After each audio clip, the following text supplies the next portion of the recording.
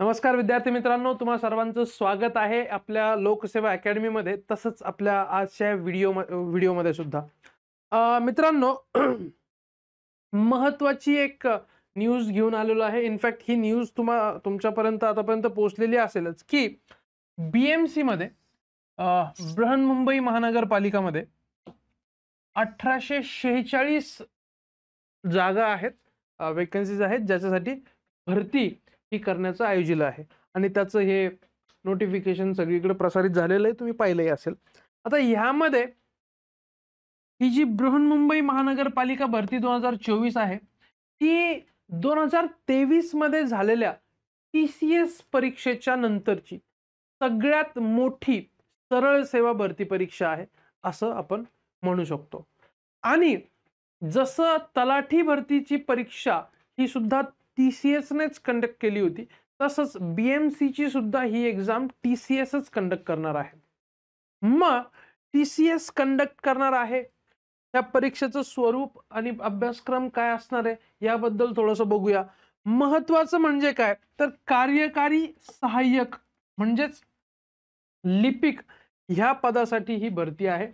आणि या भरती परीक्षेमध्ये महत्वाचे विषय आहेत बुद्धिमत्ता चाचणी, logical reasoning, English grammar, Marathi व्याकरण आणि सामान्य ज्ञान.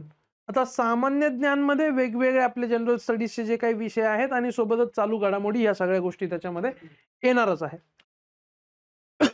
तर बघा, जागा आहेत 1846, 1846 मोठा आकडा आहे बरं का. परीक्षेचा फॉर्म भरण्यासाठी तुमची जी पात्रता हवी असते ती पात्रता ही आहे की तुमची 10वी आणि पदवी ह्या दोनही गोष्टी पहिल्याच एकाच अटेम्प्ट मध्ये पास झालेले तुम्ही असले पाहिजे. त्या व्यतिरिक्त तुमच्याकडे टायपिंग सर्टिफिकेट असलं पाहिजे आणि मराठी प्लस इंग्लिश, बरं का, मराठी आणि इंग्रजी दोनही तुम्हाला 30 वर्ड्स पर मिनिट एवढी स्पीड जी आहे तुमची असली पाहिजे टायपिंगची. त्यानंतर महत्वाचं काय, अभ्यासक्रम आणि परीक्षेचं स्वरूप काय आहे ते बघूया. जसं की अभ्यासक्रमामध्ये बघा, सर्वप्रथम वेटेज समजून घ्या. 4 विषय आहेत. मराठी भाषा व व्याकरण, इंग्लिश भाषा व व्याकरण, सामान्य ज्ञान आणि बौद्धिक चाचणी. 4 विषय आहेत. 4ही विषयांचे प्रत्येकी 25 क्वेश्चन्स म्हणजेच 50 मार्क्स प्रत्येकी, म्हणजे 100 प्रश्न 200 मार्कांसाठी अशी ही परीक्षा असणार आहे. या परीक्षेमध्ये फक्त इंग्रजीचाच पेपर जो आहे त्याचं माध्यम इंग्लिश असणार आहे. बाकी मराठी, सामान्य ज्ञान आणि बौद्धिक चाचणी या तीनही विषयांचं जे मीडियम ऑफ इन्स्ट्रक्शन असणार आहे ते मात्र मराठीच असणार आहे. ठीक आहे. या व्यतिरिक्त आता सामान्य ज्ञानाच्या बद्दल किंवा ह्या सर्व विषयांच्या बद्दल आपल्याला प्रदीप काटे सर आहेत, ते तुम्हाला जरा विशेष माहिती देतीलच. तत्पूर्वी मी हे सांगतो फक्त तुम्हाला की हे झालं तुमचं परीक्षेचं मार्किंग स्कीम आणि इकडे दिलेलं आहे pattern of examination and related instructions.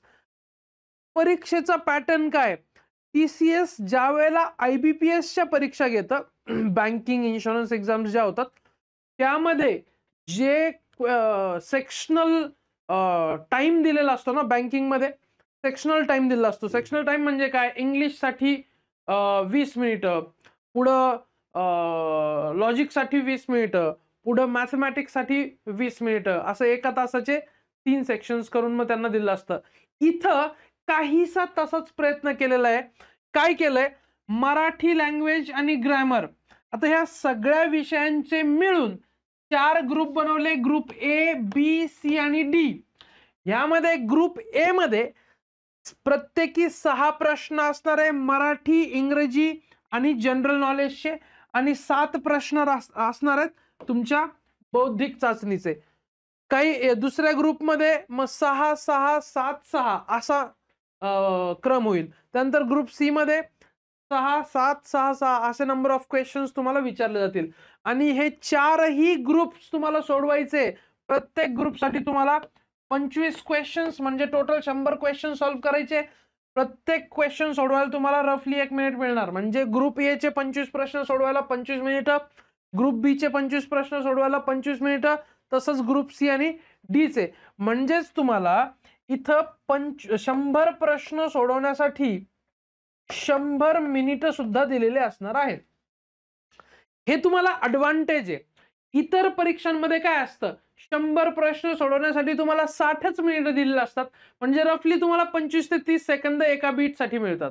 इकडं तुम्हाला थोडं ऍडव्हान्टेज हे मिळतंय की तुम्हाला 25 मिनिटामध्ये 25 प्रश्न सोडवायचे, म्हणजे 100 मिनिटांमध्ये 100 प्रश्न सोडवायचे. म्हणजे तुम्हाला प्रत्येक प्रश्नासाठी 1 मिनिट मिळतोय. स्पर्धा परीक्षेची तयारी करणाऱ्या विद्यार्थ्यांसाठी ह्या एका मिनिटाचं म्हणजेच वाढलेल्या 30 सेकंदांचं जे महत्व आहे ते निश्चितच माहिती असेल असं मी गृहीत धरतो. ज्यांना माहिती नसेल त्यांनी समजून घ्या की तुम्हाला अजून बऱ्याचशा मॉक टेस्ट सॉल्व्ह करून त्याची तयारी करायचं अजून बाकी आहे. तर मित्रांनो, ही जी परीक्षा होणार आहे ह्या परीक्षेसाठी तुम्हाला तयारी काय काय करायची आहे, तर 4 विषय दिलेले आहेत. त्यापैकी इंग्लिश लँग्वेज जे आहे, इंग्लिश ग्रामर जे आहे ते मी शिकवणार आहे. मराठी आणि बुद्धिमत्ता आणि जनरल स्टडीजचा काही पार्ट हा प्रदीप काटे सर शिकवणार आहेत. आणि जनरल स्टडीज मधलाच उर्वरित जो भाग असणार आहे तो शिकवण्यासाठी आपल्या लोकसेवेच्या टीम मधील प्रफुल्ल राठोड सर असणार आहेत. आता प्रदीप काटे सर आणि प्रफुल्ल राठोड सर हे दोनही जे शिक्षक आहेत ते बऱ्याच कालावधीपासून आपल्याकडं तयारी करतात. MPSCची असो किंवा सरळ सेवा भरती परीक्षांची तयारी करत आलेले आहेत, एक्झाम्स दिलेल्याही आहेत आणि त्यांना परीक्षांचं स्वरूप माहिती आहे. त्या व्यतिरिक्त ते ऑफलाईन मध्ये सुद्धा टीचिंग करतात आणि तिकडे डाऊट क्लिअरिंग सेशन वगैरे ह्या सगळ्या गोष्टींमधून त्यांचं व्यवस्थित त्या परीक्षांच्या दृष्टिकोनातून व्यवस्थित प्रॅक्टिस झालेला आहे. म्हणून आपल्या ह्या भरती परीक्षेचा शिकवण्यासाठी ते आपल्यासाठी उत्तम कॅन्डिडेट्स आहेत. म्हणून माझ्यासोबत आम्ही 3 शिक्षक जे आहोत तिघांचा ग्रुपमध्ये आपण एक स्पेशल बॅच जी आहे तुमच्यासाठी इकडे रन करणार. बॅच बद्दलची माहिती मी तुम्हाला शेवटी सांगतो, आता सध्याला हे सांगतो. मी इंग्रजी शिकवतोय. अख्खी नोटिफिकेशन वाचा, तुम्हाला इंग्रजीचा कुठेही एखादा असा स्पेसिफिक सिलेबस दिलेला असणार नाहीये. मात्र सिलेबस काय हे मला माहिती आहे. बघा, जर तुम्हाला इंग्रजीचा सिलेबस बघायचा असेल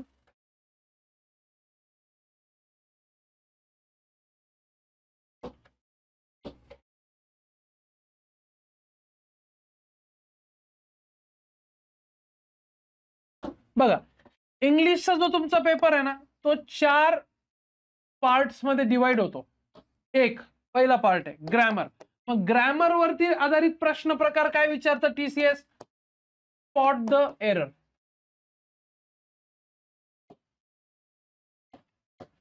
त्यानंतर येतं सेंटेन्स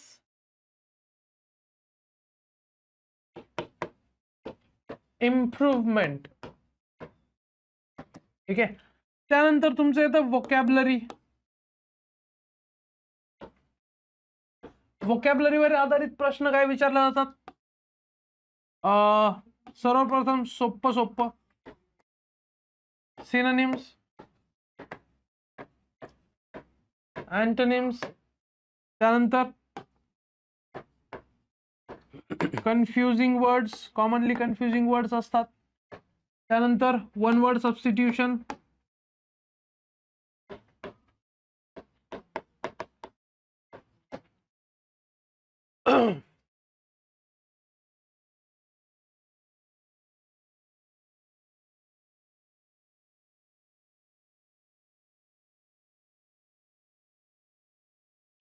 वर्ड युजेज असतं.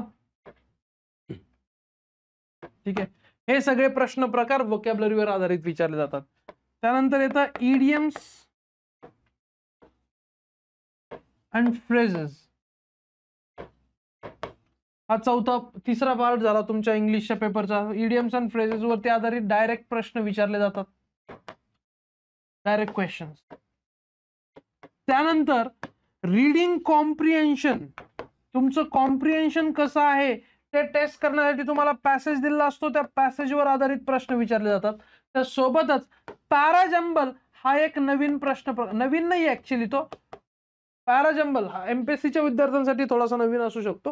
मात्र टीसीएसच्या परीक्षा ज्या लोकांनी यापूर्वी दिलेल्या आहेत त्यांना पॅराजंबल, ज्याला आपण सेंटेन्स रिअरेंजमेंट पण म्हणतो, तर हे असणार आहेत तुमचे प्रश्न प्रकार. एवढ्यांचीच तयारी करायची आहे, ह्या व्यतिरिक्त तुम्हाला काही करायचं नाहीये बीएमसीची परीक्षा क्रॅक करण्यासाठी. आणि इंग्लिशचा जो पार्ट आहे ह्यामध्ये हे सगळं तुमच्याकडनं मीच स्वतः बॅचच्या माध्यमातून करून घेणार आहे, ह्याची प्रॅक्टिस करून घेणार आहे, अगदी बेसिक पासून ऍडव्हान्स लेवल पर्यंत.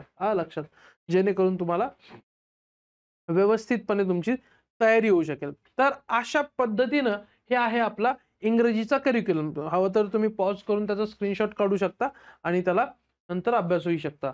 तर मित्रांनो, हे झालं आपलं इंग्लिश बद्दलचं. यापुढे तुम्हाला सामान्य ज्ञान आणि बुद्धिमत्ता ह्या विषयांबद्दल माहिती सांगण्यासाठी मी प्रदीप काटे सरांना आमंत्रित करतो. काटे सर.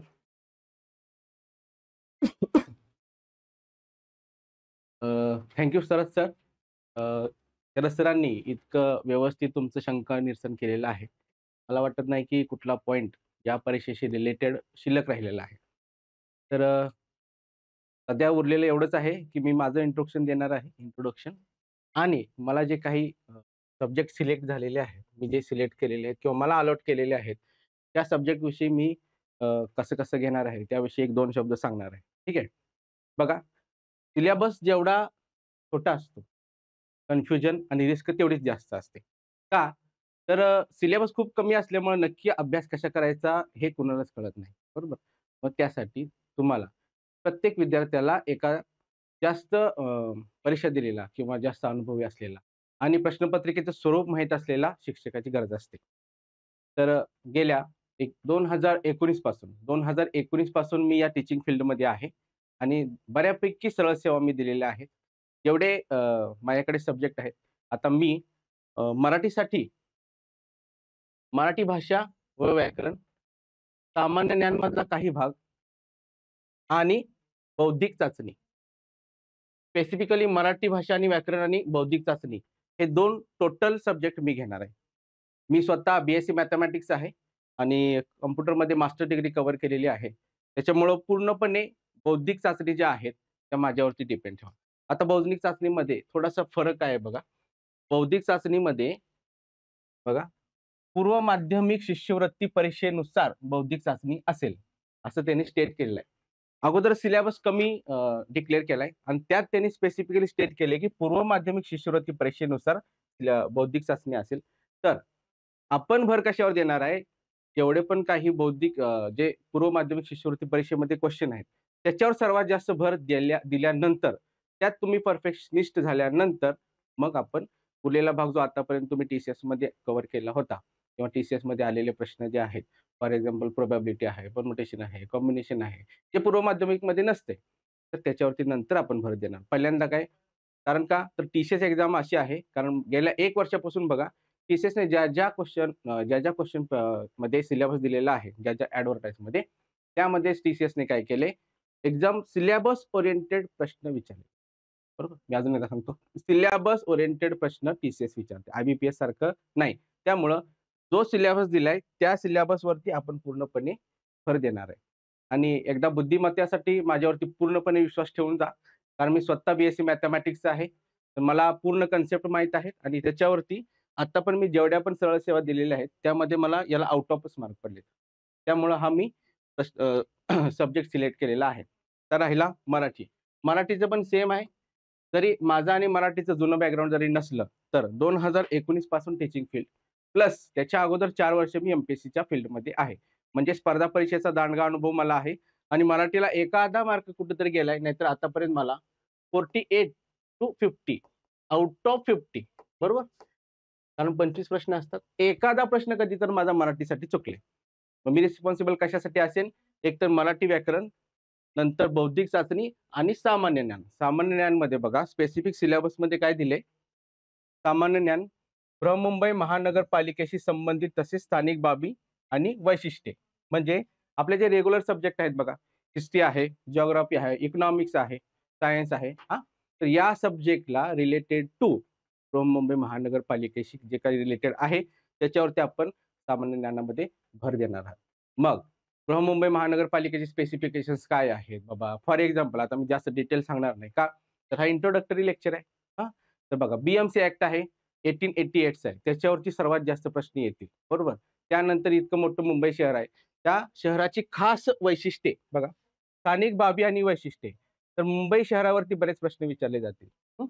तर बाकी सगळे सब्जेक्ट रिलेटेड टू मुंबई असं आपण पूर्ण सिलेबसचं स्ट्रक्चर ठरवलेलं आहे. आता मराठीसाठी बघा, मराठीमध्ये फक्त काय दिले? मराठी भाषा आणि व्याकरण. मग काय करायचं? एवढं मोठं पुस्तक आहे, एवढा मोठा सिलेबस आहे मराठी भाषेचा, की कन्फ्युजन आणि टाईम कन्झ्युमिंग आहे ते, बरोबर? भारंभार सिलेबस आणि भारंभार अभ्यास करून आपण जाण्यापेक्षा स्पेसिफिक जो आहे त्याच्यावरती भर द्यायचा. का तर TCSला काय विचारतात मला पूर्णपणे माहिती आहे. मला सांगा, आपल्या मराठी सुरुवात कशी होते? वर्णमालेने सुरुवात होते. आत्तापर्यंत वर्णमालेवरती प्रश्न विचारलाय का? सांगा. का? संधीवरती विचारलाय का? नाही. आपण MPSCमध्ये काय करतो? वर्णमाला आणि संधीवर सर्वात जास्त प्रश्न असतात. सर्वात जास्त नसतात, कंपॅरेटिव्हली जास्त असतात, बरोबर? मग TCSनं काय केलंय? TCSच्या आवडीचे तुम्हाला टॉपिक सांगतो. सर्वात अगोदर शब्दांच्या जाती, वाक्यपृथक्करण, प्रयोग, समास, अलंकार हे त्यांच्या आवडीचे सब्जेक्ट आहेत. याच्यावर एवढा भर द्यायचा आहे आपल्याला, की त्याच्या बाहेरचा प्रश्न येणार नाही. किंवा प्रयोग इतका टफमधला टफ जरी विचारला, तर तो आपला बरोबर यायला पाहिजे. इतकं क्लिअर आपण टॉपिक जे महत्त्वाचे आहेत ते करून घेणार. हां. तर आता इंट्रोडक्टरी लेक्चरला जास्त काही सांगणार नाही. बाकीचं सामान्य ज्ञानमध्ये बघा, सामान्य ज्ञानमध्ये बृहन्मुंबई महानगरपालिकेशी संबंधित सगळा टॉपिक मी जेवढा होईल तेवढा कव्हर करीन.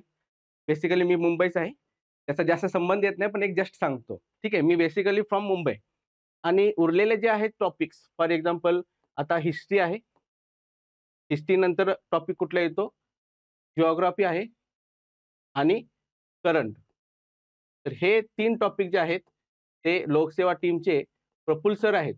जे आतापर्यंत त्यांना दांडगा असा करंटचा अनुभव आहे आणि हिस्ट्री आणि जिओग्राफीमध्ये चांगले मार्क्स घेऊन आतापर्यंत त्यांनी कंबाईनच्या किंवा राज्यसेवेच्या परीक्षा केलेल्या आहेत. सध्या प्रफुल्ल सर आपल्याकडे अवेलेबल नाहीत.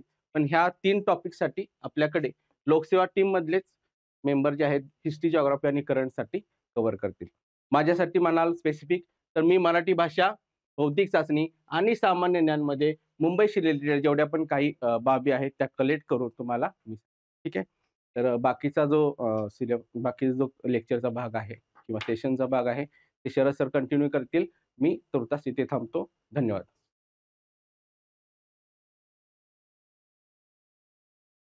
थँक यू प्रदीप काटे सर तुमच्या मार्गदर्शनासाठी. तर मित्रांनो आपण पाहिले ऍड सगळीकडे आपल्याकडे आलेली आहे, तुम्ही वाचली असणार. जागा किती आहेत, पात्रता काय आहे, फॉर्म कसा भरायचा, लास्ट डेट काय आहे, हे सगळ्या गोष्टी तुम्ही ऍड मध्ये पाहिल्या असाल. त्यानंतर विषय कुठले कुठले आहेत, परीक्षेचं माध्यम काय आहे आणि विषयांचा अभ्यास कशा पद्धतीने करायचा हे फक्त त्याच्यामध्ये डिटेल दिलेलं नाहीये. परंतु काय आता शिक्षकांना माहिती असतं की कोणत्या परीक्षेमध्ये कोणत्या विषयासाठी काय विचारलं जातं. त्यामुळं ह्याची तयारी करण्यासाठी जर तुम्हाला सेल्फ स्टडी करायची असेल तर मी सांगेल इंग्लिशच्या बाबतीमध्ये जे मी तुम्हाला आत्ताच सांगितलं इथे की एवढं करा. Spot the error, sentence improvement करा, इंग्लिश ग्रामर वरती आधारित विचारलं जातात. Synonym antonym, commonly confusing words, one word substitution, word usages हे करा. म्हणजे तुमचं वोकॅब्युलरीवर आधारित प्रश्न क्लिअर होऊन जातील. इडियम्स आणि फ्रेजेसवर डायरेक्ट प्रश्न विचारले जातात. PYQs बघून घ्या. रिडिंग कॉम्प्रिहेन्शनसाठी RC पॅसेजेस सॉल्व्ह करावे लागतील आणि पॅराजंबल सॉल्व्ह करावं लागेल. हे जर सगळं तुम्ही सेल्फ स्टडी केलं तरीही तुमचं इझिली प्रिपरेशन होऊन जाणार आहे. मात्र ज्या विद्यार्थ्यांसाठी हा पॅटर्न नवीन आहे किंवा ज्या विद्यार्थ्यांना वाटतं की बाबा TCSच्या वेळेस क्लास नाही लावला किंवा लावलाही होता परंतु त्यावेळेला चांगले मार्क्स नाही आले किंवा तयारी नाही झाली, TCS अगदीच नवीन आहे आमच्यासाठी, मग काय करावं, गायडन्सची आवश्यकता आहे. तर गायडन्सची आवश्यकता जर असेलच तर आपल्याकडं ऑलरेडी आपण एक नवीन बॅच सुरू करतोय आणि त्या बॅचला तुम्ही अगदी आजच ऍडमिशन घेऊ शकता. तर ऍडमिशन ओपन आहेत.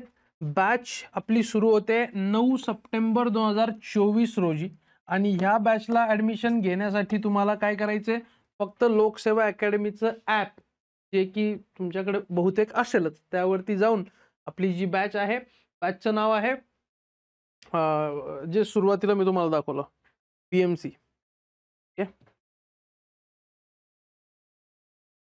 बृहन्मुंबई महानगरपालिका भरती 2024, तर हे तुम्हाला पोस्टरवरती तिथे दिसणारच आहे. तर त्या बॅचला तुम्ही सबस्क्राईब करा ॲपवरती जाऊन. बॅचची फी मुद्दामहून कमी ठेवलेली आहे, फक्त 999 रुपये. बॅचचा कालावधी हा 3 महिने असणार आहे आणि त्याची व्हॅलिडिटी जी आहे ती 6 महिने, 6 महिन्यांपर्यंत त्याची व्हॅलिडिटी जी आहे ती असणार आहे. कालावधी म्हणजे आपलं ड्युरेशन, की 3 महिने जे आहे आपण शिकवणार आहे त्यामध्ये, ठीक आहे. आणि जी व्हॅलिडिटी आहे ती 6 महिने असणार आहे. मी लिहून देतो आहोत तर तुम्हाला. तुम्ही म्हणाल की सर लिहिलेलं नाहीये, तर 6 महिने ही त्याची व्हॅलिडिटी सुद्धा असणार आहे. तर तुम्ही 6 महिन्यांपर्यंत ती बॅच जी आहे तुमच्या ॲपमध्ये बघू शकणार आहात. तर लोकसेवा टीममध्ये असलेले आम्ही 3 जण जे आहोत ते तुम्हाला या परीक्षेची तयारी जी आहे तुमची व्यवस्थित करून घेणार आहोत. त्यासाठी तुम्हाला गाईड पण करणार आहोत. तर मित्रांनो, जेवढे लोक बृहन्मुंबई महानगरपालिका भरती 2024 ची तयारी करणार असतील त्या सर्वांना अगदी मनापासून शुभेच्छा देतो. जे विद्यार्थी सेल्फ स्टडी करतायत त्यांनाही शुभेच्छा. आणि जे विद्यार्थी सेल्फ स्टडी करत असतील परंतु जर तुम्हाला काही डाऊट्स असतीलच, तर तुम्हाला माझ्यापर्यंत पोहोचायचंच असेल तर माझा इथं पर्सनल नंबर सुद्धा देतोय, त्यावरती तुम्ही मला व्हॉट्सॲप करू शकता किंवा कॉलही करू शकता. कॉल रिसीव्ह नाही झाला तर व्हॉट्सॲपवर मेसेज करा, तुम्हाला रिप्लाय मिळून जाईल किंवा तुम्हाला कॉल बॅक सुद्धा करण्यात येईल. हा माझा स्वतःचाच नंबर आहे 9657232107, ठीक आहे. तर मित्रांनो, तुर्तास इथं थांबून तुम्हा सर्वांची रजा घेतो. भेटूया आपल्या पुढच्या येणाऱ्या सेशनमध्ये. तोपर्यंत सर्वांनी आपापली काळजी घ्या, स्वस्थ राहा आणि सुरक्षित राहा. Thank you very much. जय हिंद.